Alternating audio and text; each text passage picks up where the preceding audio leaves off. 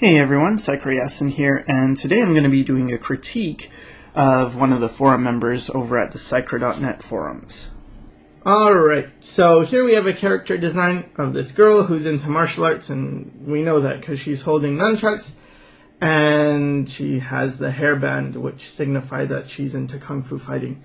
And overall, I really like, the presentation. You've got some nice clean line work here. I would worry about the line width a little bit. It's a bit uneven in places because it gets thick in places and thin in other places, and the coloring is okay as well. There's some issues with color harmony, especially on her belt, and some areas, like with the nunchucks being so close to the belt and them being of similar color. This is something called a tangent, when two things they seem to be connecting in a way that you don't intend them to be. So when I look from far and squint my eyes, for instance, the nunchucks really blend into the belt, and that's a tangent. Another tangent would be something like on her hand here. You can see how there's this line of her thumb, and then this line on her hand to indicate like where the knuckles are. And that forms a line. That's also a tangent, and that's something you might want to avoid. But my biggest problem with this isn't the line work or the coloring. It's actually something much more fundamental. So I'm not even going to be dealing with the colors at all.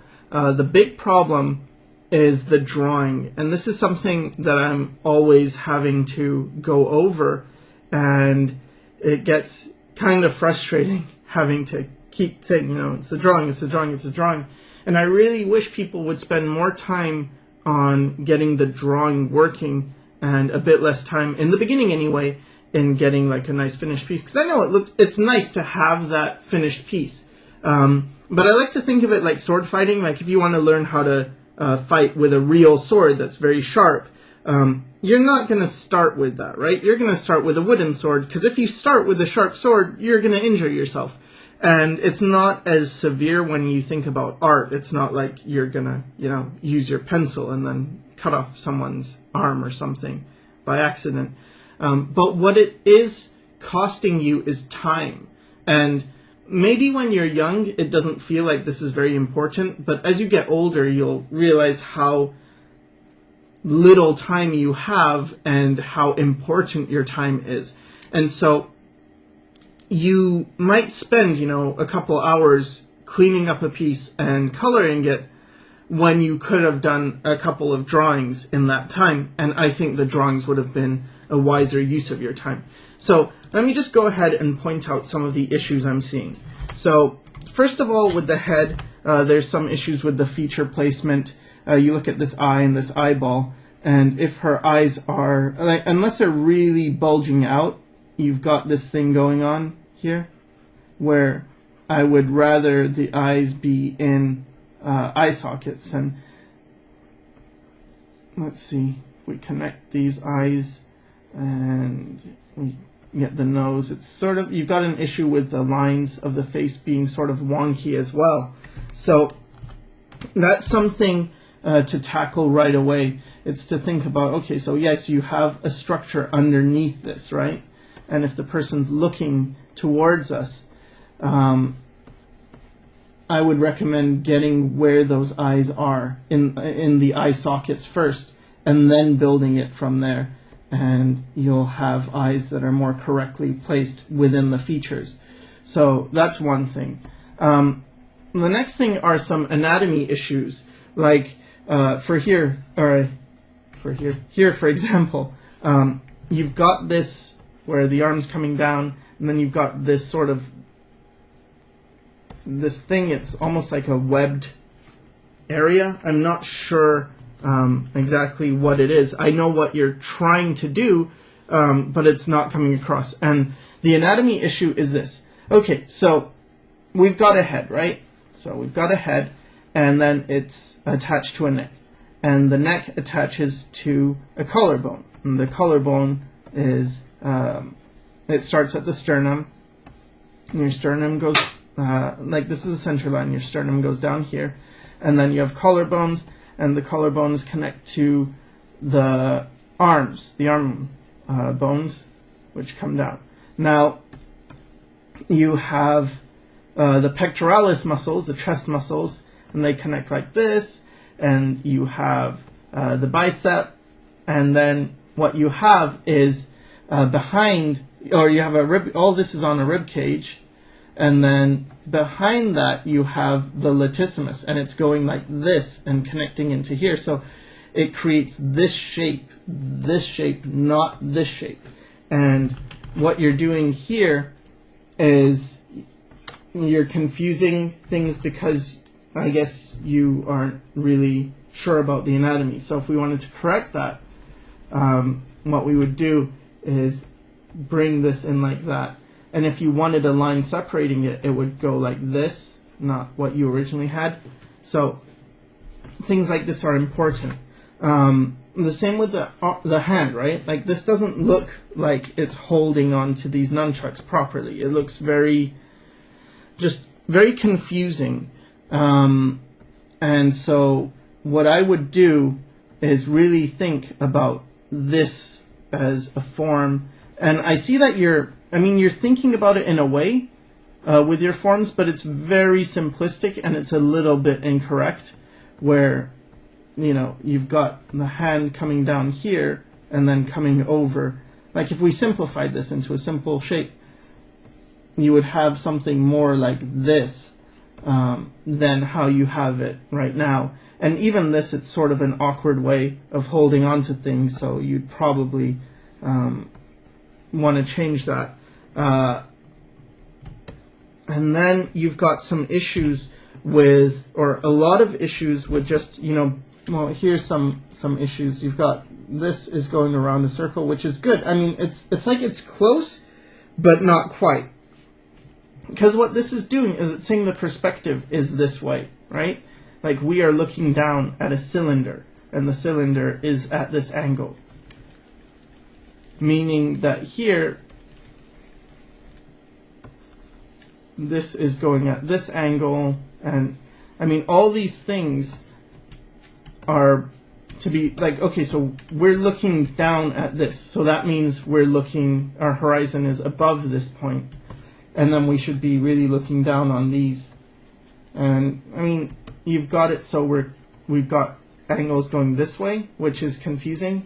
See with these, they're going around like this, and then they're going down like that. Like the down part is fine, but it's a lot of confusion. So that's another thing. And again, that's something you'll get with just more mileage in drawing and more study. You want to look at reference, or look at life, or look at yourself in a mirror and try and see these things, or else do more, very basic, simple forms where you have characters and, maybe you're already doing this, because it doesn't look like you're completely new to this idea, but you do want to consider these things of your characters and where the perspective is, and what are we looking down on and what are we looking up at, right? Okay, so the next thing that's important is are the folds, because the folds are very confusing to me, and it seems like you've got a sense of folds but not an understanding of how they work. So for instance, you've got a lot of folds on this tank top, or else it could be some kind of pattern or design that I'm not understanding. But okay, I may be wrong, but I'm going to assume these are folds, and these lines are supposed to be folds as well, and these lines are supposed to be folds. If there's some kind of design, again, I may be wrong, but I'm just going to treat it like they're folds, and I hope you intended it for them to be folds. So when you have folds, think of it this way. Folds happen because, okay, let's say there's a sheet, right? This is just a sheet, and we're going to compress this into this much space. We're going to take this to this. Well, it's going to have, for this to get into this space, it's going to have to fold to occupy that space. And so that's what's happening. Something else is like, let's say you have a ball and you have a sheet above that ball, and the sheet falls down. Well, what's going to happen? Well, the sheet is going to end up covering this ball, right? But what's going to happen is the folds are going to appear at a certain spot, and it's not going to be at the top of this ball, because what's going to happen is the folds will appear off the areas of tension. So it's tense around the ball. Where the sheet is touching the surface of the ball, that's tense, and then where it's not, that's relaxed, right? So what happens is you get the folds at the areas where there's not tension pulling against it, right? So you get something like this. So, for instance, with your breasts, you've got it so that the tension, and just fixing that ball, so you get the idea, right? So you have a sheet and it falls, and then you get something more like that. You don't have a defined point of where the tension is. You just have folds all over the place. But think of it like the ball. Okay, so you have the round part where the fabric's touching that round surface. That's not going to get the fold. So none of this area is going to be having folds, really. It's going to be free of folds, and this is going to be covered as well. Now, between the breasts, it's a bit different, because that's like if I have a ball and another ball, and yes, the surface is taut against these two, but then between those you might get some folds. So you might get some folds here, but not really so much on the breasts themselves. And then here as well, you might get some folds here, right? But they're not going to be going all over the place. It's much more specific where they go. And I mean, one way of learning this is just practicing and observing. Another way is observing from life over time. Another way is to actually just look at them, you know, like study jeans. Like, okay, high-waisted jeans, where are the folds going to be? Well, usually with jeans, try and keep your forms, there's certain parts where the folds will be. There tends to be folds here, and they tend to go horizontal, and then so this is the part which is rounded, so that's not where the folds would be, but then here's a crease. Where things move, that's where you often get folds. So around the knees, and then also where things are not touching the form anymore. So here the form is pressed against this calf, right? The jeans. But then here it stops being pressed against it, so now you'll have some folds. And same for here. So here it's pressed against, here it's pressed against, and then here it's parts in between two forms, because you've got the forms of the legs, which are sort of like, let's simplify them to cylinders, and you have this area here in the crotch area, and then you have this form going around and then sort of straightening out and then going around, and then here you would have the forms going from this form to this form.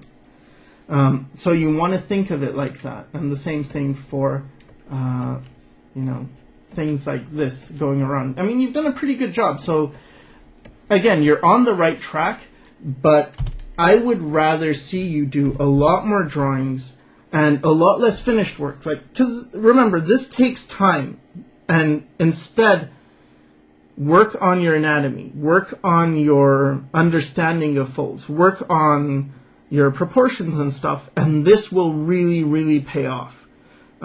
So that's really the big critique, I guess, is that I get why you would want to do stuff like this. I get why it's fun to have finished work, and you're doing good with this. But what that shows me is you can pick color up pretty easily at a later date. Like, that's not going to run away from you. And neither is, clean line work. That's not going to be something that, if you focus more on just drawing, doing many, many drawings over and over again, studying, looking at life, looking at how structures work, like the breasts, right? Looking, okay, so how do breasts actually function? How do they connect? If this is a center line, this is going to be going over, and then, what actually shows. Figure that stuff out, and I think you'll be using your time much more wisely. So, hope this helped, and thanks for watching.